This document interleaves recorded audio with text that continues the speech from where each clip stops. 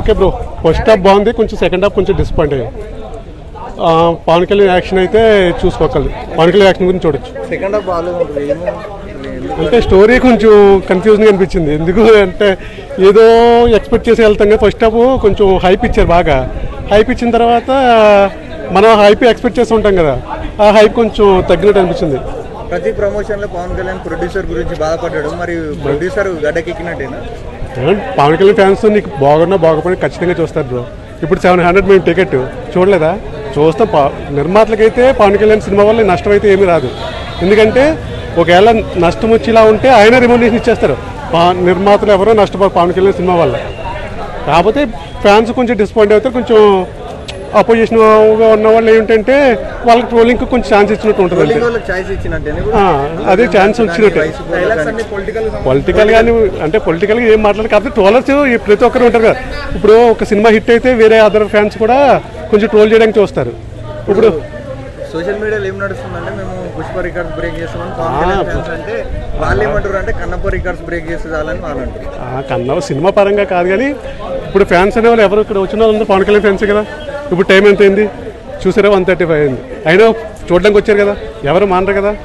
Cinema అయితే ఎవరు Pawan Kalyan fans ఎవరు మానరు. ఎందుకంటే పవన్ కళ్యాణ్ ఫ్యాన్స్ కంటే ఎక్కువ ఆయన్ని దేవుడి కింద చూసేవాళ్ళు ఎక్కువ ఉంటారు కాబట్టి సినిమా ఎవరు మానరు. నిర్మాతకేమీ లాస్ ఉండదు.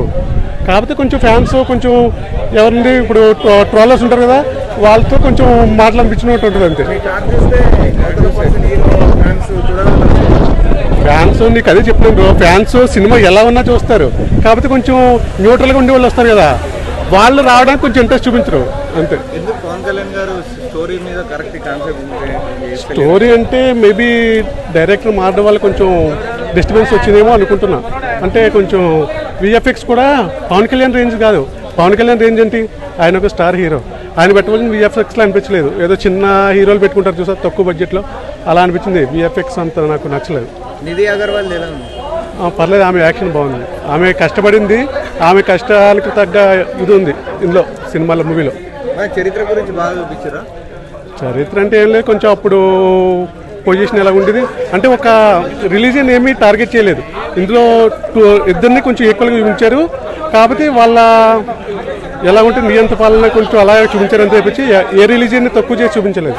మరి పార్ట్ 1 ఇలా ఉందంటే పార్ట్ 2 ఎక్స్పెక్ట్ చూడొచ్చా? మరి అది మూవీ అదే అంటున్నా బ్రో, ఫ్యాన్స్ మానరు. పార్ట్ 2 అది పార్ట్ 3 తీసి కూడా చూస్తాం.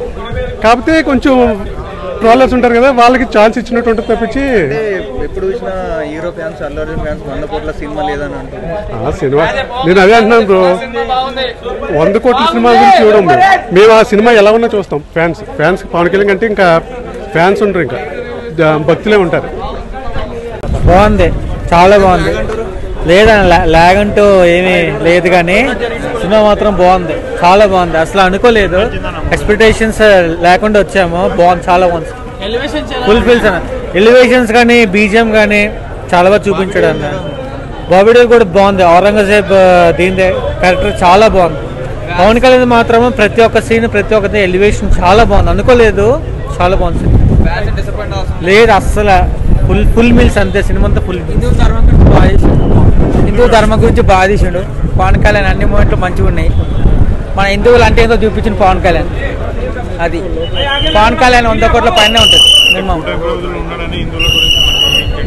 హిందువుల గురించి మంచిగా గురించి హిందువులు ఇప్పుడు మన ధర్మం గురించి ఎవరు పోరాడతలేదు. రాజసింగ్ హైదరాబాద్ లో పోరాడుతుంది కాబట్టి మన పవన్ కళ్యాణ్ నెక్స్ట్ పవన్ కళ్యాణ్.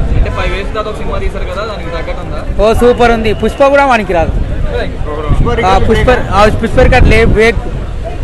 ఓన్లీ పవన్ కళ్యాణ్ గుర్రానికి ఎంట్రితే పుష్ప పడిపోయినట్టే. అన్ని బాగున్నాయి అన్న సాంగ్స్. Thank you.